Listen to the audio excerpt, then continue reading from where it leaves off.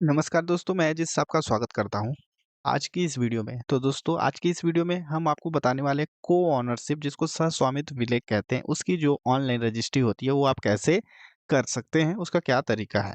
तो इसके चार्जेस क्या हैं? इन सभी के बारे में डिटेल में वीडियो हमारे चैनल पे पहले बनी हुई है, लिंक डिस्क्रिप्शन में है, आप वहां से जाके देख सकते हैं। आज हम ऑनलाइन आपको कैसे करना होता है वो बताने वाले हैं। तो उसके लिए आप इस वीडियो को पूरा देखिएगा। चैनल पे पहली बार आए हुए हैं तो चैनल को सब्सक्राइब कीजिए, बेल आइकन को दबाइए जिससे कि हमारे चैनल पर आने वाली सभी वीडियो की नोटिफिकेशन आपको सबसे पहले मिले। तो चलिए वीडियो को शुरू करते हैं। सबसे पहले आपको डीड क्रिएट करनी होती है, सेम वीडियो पहले से बनी हुई है, उसको आप जाके देख सकते हैं, लिंक डिस्क्रिप्शन में है। अब आपको mpij.gov.in ऑफिशियल साइट को ओपन करना होगा। इस तरीके की साइट देखने को मिलती है। अब आपको यहाँ पे देखिएगा संपदा का एक आइकन मिलेगा, जो ब्लिंक करता हुआ देखने को मिलेगा। इस पे आपको क्लिक करना है। एक नया टैब इंस्टेंट ओपन होगा जिसमें आपको यूज़र आईडी फिलअप करने के लिए बोला जाएगा। जो भी आपकी यूज़र आईडी होगी वो फिलअप कीजिएगा। पासवर्ड आप फिलअप कर लीजिएगा।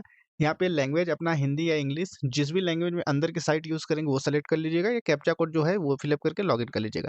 यूज़र आईडी नहीं क्रिएट किए हैं तो नया उपयोगकर्ता वाले ऑप्शन पे क्लिक करके डिट आप आसानी से यूज़र आईडी क्रिएट कर सकते हैं। चूँकि बहुत सारी सर्विसेज़ बिना लाइसेंस वाले व्यक्तियों को भी यूज़ करने के लिए है।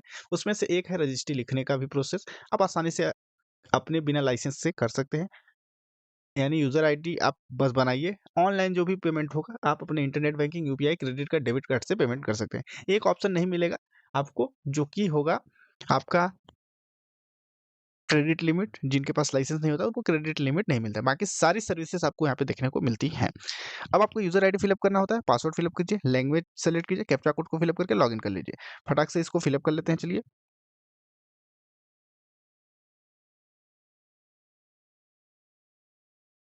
इस तरीके से यूज़र आईडी आपने फिलअप किया, लॉगिन वाले ऑप्शन पे क्लिक कीजिएगा, लॉगिन हो जाएँगे आप डायरेक्ट इस पोर्टल में। इस तरीके का इंटरफेस आपके सामने साइट का ओपन होगा।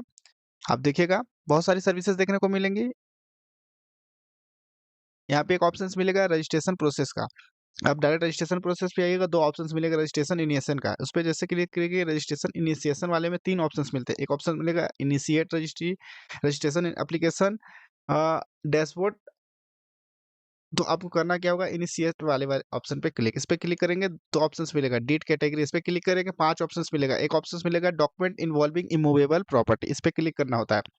उसके बाद डीड टाइप वाले पे ऑप्शन पे आइएगा। यहाँ पे बहुत सारे ऑप्शंस मिलेंगे। एक ऑप्शंस मिलेगा कन्वेंस, इस पे क्लिक कीजिएगा जिसको हस्तांतरण बोला जाता है। अब आपको करना क्या है, आप अपनी जो वाइफ या डॉटर को दे रहे हैं, तो आज की इस वीडियो में हम उस पे बात कर रहे हैं। अगली वीडियो में हम डॉटर इन लॉ यानी ससुर या सास के द्वारा अपनी बहू को जब दिया जाता है प्रॉपर्टी में, तो वो अलग उसकी वीडियो आएगी। तो कन्वेंस जो सबसे लास्ट वाला ऑप्शंस है, conveyance incorporating names of wife और डॉटर्स, तो इस पे क्लिक कीजिएगा। पत्नी या फिर बच्ची के नाम पे जब आप क्लिक करेंगे यहाँ पे, अब आपको नीचे आइएगा, यहाँ पे ये सारे ऑप्शंस छोड़ देना। यहाँ पे बाय डिफ़ॉल्ट ये नो रहेगा, डायरेक्ट नेक्स्ट कर लीजिएगा।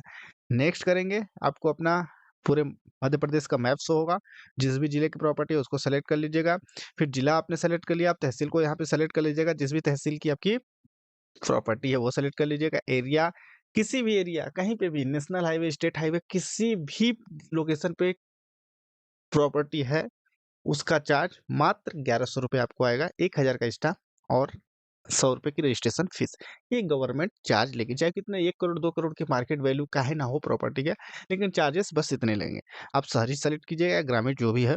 गवर्न गवर्निंग म्युनिसिपल बॉडी वाले ऑप्शंस में नगर निगम का ऑप्शंस आएगा। ग्राम पंचायत अगर आप सेलेक्ट करते हो ग्राम पंचायत का ऑप्शंस आएगा। वार्ड का नाम सेलेक्ट कर लीजिए, जो भी आपका वार्ड होगा वो आप यहाँ से देख सकते हैं, पूरा वार्ड का लिस्ट है। आप अपने हिसाब से सेलेक्ट कर लीजिएगा जो भी आपका वार्ड होगा। फिर विलेज वार्ड में देखिएगा, जब वार्ड आप सेलेक्ट करिएगा तो अगर आप ग्रामीण क्षेत्र का कर रहे हैं ना तो पटवारी हल्का आता है, शहरी क्षेत्र करेंगे तो वार्ड आता है। देखिए वार्ड मेन रोड पे गांव है पचौद, केवटान टोला से देवरा हरिजन बस्ती तक, ये अ, उस वार्ड में एरिया है। आप इसको अपने अकॉर्डिंग सेलेक्ट कर लीजिएगा। तो जैसे देखिएगा मेन रोड की हम प्रॉपर्टी को सेलेक्ट करते हैं, फिर नीचे आएगा, यहाँ पे 3 ऑप्शंस मिलेंगे, प्लॉट, बिल्डिंग, एग्रीकल्चर लैंड। तो हम वही प्लॉट को सेलेक्ट करते हैं और डायरेक्ट नेक्स्ट कर लेते हैं। इस तरीके से आप सेलेक्ट कर लीजिएगा। सबसे पहले जिला, तहसील, चूँकि हमने सिंगरौली जिला सेलेक्ट किया, सिंगरौली जिले में 6-7 तहसीलें हैं। अभी इसमें देखिए दोस्तों आपको 6 तहसील देखने को मिलेंगी। तो हमने सिंगरौली नगर को सेलेक्ट किया, नगर का मतलब शहरी क्षेत्र में हम अर्बन एरिया को सेलेक्ट किए हैं। अर्बन एरिया से मतलब है कि शहरी क्षेत्र, शहरी तहसील में शहरी क्षेत्र जो शहर यानी शहर के अंतर्गत है। शहर को हमने सेलेक्ट किया तो वो नगर निगम के अंतर्गत आता है, वो सेलेक्ट किया। अगर आप ग्रामीण क्षेत्र है ना, तो वहाँ पे आपको ग्राम पंचायत सेलेक्ट करने के बाद यानी रूरल एरिया सेलेक्ट करेंगे ना, तो आपको यहाँ पे वार्ड की जगह आपकी जो पटवारी हल्का होता है वो नंबर आएगा। उस हल्के में कितने गाँव हैं वो उनकी नाम मिलेगा। जैसे यहाँ पे ये हमने यहाँ पे वार्ड सेलेक्ट किया, तो यहाँ पे हल्का नंबर हम सेलेक्ट करें, उस हल्के में कितने गाँव हैं उस गाँव का नाम यहाँ पे आएगा। फिर ये जो प्लॉट वाला ऑप्शंस है, तो ये आपको बाय डिफ़ॉल्ट देखने को मिलेगा। इसमें आप प्लॉट, बिल्डिंग, एग्रीकल्चर लैंड जो भी एरिया है वो सेलेक्ट कर लीजिएगा। इतना आपने समझ गया होगा। नेक्स्ट वाले ऑप्शन पे क्लिक कीजिएगा। यहाँ पे बोला जा रहा है property valuation, total area of plot square metre. कितना एरिया आप ले रहे हैं वो आपको यहाँ पे फिल अप करना है। तो हम सीधे दोस्तों जो भी आप एरिया दे रहे हैं, प्लॉट के अंतर्गत कितना एरिया आएगा, कौन-सी ज़मीन प्लॉट के अंतर्गत आएगी, उसकी भी वीडियो पूरी तरीके से बनी हुई है चैनल पे। आप जाइए बाकायदा चैनल पे के प्लेलिस्ट में या वीडियो वाली लिस्ट में, वहाँ से आप आसानी से देख सकते हैं। एमपी आईजीआरवाई अजीत सर्च कीजिएगा तो पूरी वीडियो जो मिलेंगी सोशल मीडिया पे, यूट्यूब पे, वो हमारी ही मिलेगी आईजीआर से संबंधित मैक्सिमम। तो आप वहाँ से देख सकते हैं। आप total area of plot square metre में जैसे कि 10 डेसिमल की बात करें तो 400 समथिंग होता है। तो हम सीधे इसमें बी 800 मीटर लिखते हैं, 800 स्क्वायर मीटर 20 डेसिबल रेसिडेंशियल। अब ये आपको दिखाने के लिए किया जा रहा है। अब कमर्शियल एरिया, जैसे रेसिडेंशियल एरिया हमने फिलअप किया, कमर्शियल एरिया अगर है तो कमर्शियल भी, इंडस्ट्रियल एरिया तो इंडस्ट्रियल भी। देखिए ये जो टोटल एरिया है, ये इन सभी का मिक्सचर होता है। तो जैसे 800 हमने फिलअप किया ना, तो 800 स्क्वायर मीटर में से कुछ अगर एरिया कॉमर्शियल के अंतर्गत है, तो कॉमर्शियल में वो उतना पार्ट माइनस करके लिखना है। फिर इंडस्ट्रियल एरिया है तो इंडस्ट्रियल में लिख सकते हैं, नहीं तो अगर टोटल रेसिडेंशियल है तो रेसिडेंशियल में फिलअप करेंगे। यहाँ पे आइएगा, यहाँ पे पूछा जा रहा है क्या प्रॉपर्टी रेसिडेंशियल के साथ साथ कॉमर्शियल यूज के लिए भी है क्या। अगर यस करेंगे तो उतना एरिया का डिटेल्स देना पड़ेगा, नहीं तो आप यहाँ पे डायरेक्ट नो कीजिएगा। फिर नीचे आइएगा, ये नेशनल हाईवे, स्टेट हाईवे से संबंधित है। क्या कॉर्नर प्लॉट है क्या। कॉर्नर का मतलब होता है कि इधर से भी रोड है, दोनों दिशाओं से रोड जा रही है क्या। कॉर्नर प्लॉट है तो कॉर्नर वाला सेलेक्ट कीजिएगा। फाउंडेशन फिल है क्या, क्या प्रॉपर्टी पे किस तरीके का कंस्ट्रक्शन का निर्माण है, मतलब बाउंड्री वगैरह के लिए, तो वो फिलअप कर है तो यहाँ पे क्लिक कीजिएगा। अदरवाइज यहाँ पे इसको सब नो कीजिएगा, डायरेक्ट नेक्स्ट कर दीजिएगा। नेक्स्ट कीजिएगा, यहाँ पे देखिएगा मार्केट वैल्यू देखने को मिल जाएगा 73,60,000 रुपए। चूंकि अगर आप वाइफ और बेटी के नाम पे दे रहे हैं, तो उस केस में गवर्नमेंट पूरी ड्यूटी में बहुत सारा डिस्काउंट देती है और मात्र आपको 1100 रुपये जो एक कह सकते हैं चंदा के रूप में या शुभ राशि दे रहे हैं, उतना देना पड़ता है। अदरवाइज इसका तो आपको 12.5% वैल्यू देना पड़ता है। ठीक है, अब देखिएगा यहाँ पे एक आप देख सकते हैं conveyance not being transfer charged exemption under इतना 56 जो एक्ट है उसके तहत इसमें आपको छूट दिया जाएगा। यहाँ पे देखा देख सकते हैं कि इसमें आप वाइफ का नाम, डॉटर का नाम जॉइंटली या अलग से ऐड करा सकते हैं। सेवरली का मतलब होता है अलग। तो आप जो भी जिस भी तरीके से जुड़ाना चाहते हो वो जुड़वा सकते हैं। फिर आप डायरेक्ट नेक्स्ट कर लीजिएगा। नेक्स्ट करने के बाद यहाँ पे आएगा सेम बायर का नाम, सेलर का नाम, seller PO holder, buyer PO holder, seller authenticated PO holder, तो ये ऑप्शंस मिलेगा। तो आप सबसे पहले सेलर की डिटेल्स दी जाती है। सेलर पे क्लिक कीजिएगा, एप्लीकेंट में देखिएगा इंडिविजुअल गवर्नमेंट ऑर्गेनाइजेशन का ऑप्शन, तो इंडिविजुअल पे आप क्लिक कीजिएगा। कोई भी व्यक्ति अपने इंडिविजुअली ही कोई देगा। तो अब आपको यहाँ पे फर्स्ट नेम जो खसरे में होगा उसके हिसाब से, मिडिल नेम, लास्ट नेम आपकी आईडी के हिसाब से, खसरा आईडी के हिसाब से मिला के फिलअप करना होता है। फिर यहाँ पे मेल है, फीमेल है, कौन दे रहा है। जैसे मेल अगर आप सेलेक्ट करते हैं तो सन ऑफ केयर ऑफ का ऑप्शन मिलेगा, फीमेल करेंगे तो daughter of, wife of care of का ऑप्शन मिलेगा। फिर सबसे पहले first name, middle name, last name लिखना है। फिर उसके फादर हस्बैंड का नाम लिखना है। फिर जो भी उसका एज होगा ईयर में वो फिलअप कर देना है, जैसे ये इतना। फिर नेशनलिटी में आप इस तरीके से फिलअप कर सकते हैं। Address in MP Madhya Pradesh का एड्रेस फिलअप कीजिएगा। उसके बाद यहाँ पे कंट्री, स्टेट, स्टेट में आइएगा। आपका जो भी स्टेट है तो मध्य प्रदेश तो फिलअप ही रहेगा। आप अपना जिला सेलेक्ट कर सकते हैं, जो भी जिला होगा। पोस्टल पिन कोड, उसके बाद मोबाइल नंबर, ईमेल आईडी, ये फिलअप कर लीजिएगा। कैटेगरी में आइएगा, जो भी other, general, OBC, SC, ST का ऑप्शन है वो आप अपने हिसाब से सेलेक्ट कर लीजिएगा, जो भी कैटेगरी है। उसके बाद आइएगा ऑक्यूपेशन में आइएगा, पद में आइएगा salaried, business, government employees, unemployed, farmer, other option से जो भी आप हैं वो आप अपने अकॉर्डिंग सेलेक्ट कर लीजिएगा। फिर फोटो आईडी प्रूफ में आइएगा, यहाँ पे देखिएगा election card, Aadhaar card, passport, PAN card, driving licence, bank passbook. इनमें से कोई एक आपको सेलेक्ट कर लेना है। फिर मेजरली आप आधार कार्ड को ही सेलेक्ट कीजिए या जो भी आपके पास हो वो सेलेक्ट कीजिएगा। फिर आईडी नंबर फिलअप कीजिएगा। फिर यहाँ पे आईडी को अपलोड करना होता है। एक नोटरी बनती है। नोटरी कैसे बनती है, सारी वीडियो पहले से बनी हुई है, वो देख लीजिएगा। नोटरी यहाँ पे अपलोड करना होता है। फार्म 60 या 61 या फिर पैन कार्ड, तीनों में से कोई एक यहाँ पे अपलोड करना होता है। तो मेजरली जो सेलर होता है उसके लिए 60 लगता है, और पैन कार्ड अगर है तो पैन कार्ड लगाइएगा, नहीं है तो फॉर्म 60 सेलर के लिए लगता है और बायर के लिए 61 लगता है। तो आप यहाँ पे अपलोड कर दीजिएगा। पूरा फिलअप करने के बाद इसको ये जो बॉक्स है इसको एग्री कीजिएगा और नेक्स्ट कर दीजिएगा।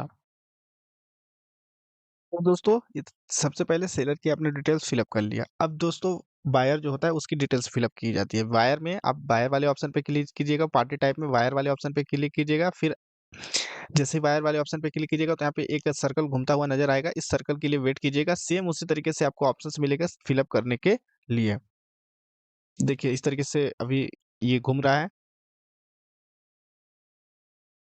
तो आपने बायर वाले ऑप्शन पे क्लिक किया, ट्रांजैक्टिंग पार्टी में आइएगा, देखिएगा इंडिविजुअल को आपने सेलेक्ट किया। सेलेक्ट करेंगे तो सेम वही जो फॉर्म आपको फिलअप करना है, जिस तरीके से आपने फॉर्म फिलअप किया था पिछले वीडियो मतलब पिछले वाले पार्ट में, जैसे जो बायर के लिए जो फॉर्म खुलेगा वो सेम सेलर के लिए ही होता है। सेम अब इसमें बायर की डिटेल्स फिलअप करना होता है, जैसे जो जिसको आप दे रहे हैं डॉटर या वाइफ को जिसको दे, तो first name, middle name, last name, यहाँ पे जेंडर बदल लीजिएगा। फिर रिलेशन वाले ऑप्शन पे आइएगा, तो रिलेशन में daughter of, wife of, care of का ऑप्शन होगा, वो आप उसमें से कोई एक सेलेक्ट कर लीजिएगा। इतना आपको करना है। इस सभी के लिए दोस्तों आईडी जो भी आप लगाएँगे ना, उसमें उसके अकॉर्डिंग ही डाटा फीड अप कीजिएगा, क्योंकि उसी के अकॉर्डिंग जो आपकी रजिस्ट्री होगी, रजिस्ट्री के अकॉर्डिंग ही आपके खसरे में दर्ज होगा। तो ये आपके ऊपर मेजर वर्क करता है, आपके इधर के फॉर्म फिल करने के प्रोसेस में। यहाँ पे देखिएगा daughter of, wife of, care of, ये तो वो फिल अप कीजिएगा। पिता का या हस्बैंड का नाम लिखिएगा, जो भी आप सेलेक्ट करेंगे यहाँ से। ऐज, ईयर में, नेशनैलिटी आप फिल अप कर लीजिएगा। फिर रेजिडेंशियल एड्रेस, फिर उसके बाद दोस्तों यहाँ पे सिटी, डिस्ट्रिक्ट सेलेक्ट कर लीजिएगा, postal code, mobile number, category जो भी कैटेगरी होगी, ईमेल आईडी। ऑक्यूपेशन में भी देखिएगा मेजर जो बहुत सारे ऑप्शंस है ना, ये आपको पूरा ऑप्शन सेम जो सेलर वायर का है सेम है, बस कैटेगरी में एक ऑप्शन आपको यहाँ पे अलग मिलेगा। देखिएगा अनएम्प्लॉयड हमने फिलअप किया, आधार कार्ड फिलअप किया, यहाँ पे फोटो आईडी प्रूफ बस अपलोड करना है। नोटराइज नहीं अपलोड करना है, नोटरी की कॉपी अपलोड नहीं करनी है। ये पूरा फॉर्म आप इस तरीके से यहाँ पे फिलअप कर लें। पूरा डिटेल्स आपने फिलअप कर लिया। अब अगर एक से अधिक आपकी बच्चियां हैं तो उस केस में ऐड मोर पे क्लिक कीजिएगा, क्योंकि अगर एक से अधिक वाइफ हैं तो इनलीगल है, तो आप अपनी एक से अधिक वाइफ को ऐड नहीं कर सकते हैं। एक से अधिक बच्चियां हैं तो ऐड मोर कर सकते हैं। अदरवाइज यहाँ पे जो टर्म्स एंड कंडीशन है उसको एक्सेप्ट कीजिएगा और सीधे डायरेक्ट नेक्स्ट कर दीजिएगा। नेक्स्ट करेंगे तो अब प्रॉपर्टी की डिटेल्स देना पड़ेगा। उसके लिए एक प्रॉपर्टी वैल्यूएशन आईडी क्रिएट होती है, जो कि वैल्यूएशन आईडी का मतलब है जो आपने प्रॉपर्टी का अभी तक डिटेल्स दिया है वो उसकी एक आईडी बनती है। यहाँ पे आपने आईडी को क्लिक किया। अब यहाँ पे आपको कुछ बेस मेजर डिटेल्स देना होता है, प्रॉपर्टी एड्रेस। तो जो प्रॉपर्टी एड्रेस है वो आप फिलअप कर लीजिएगा, जैसे सिंगरौली में किस गांव की जमीन है वो हम फिलअप कर लेते हैं, वैढ़न सिंगरौली। इस तरीके से आप फिलअप कर लीजिए, जैसे कि वैढ़न सिंगरौली, RI सर्कल,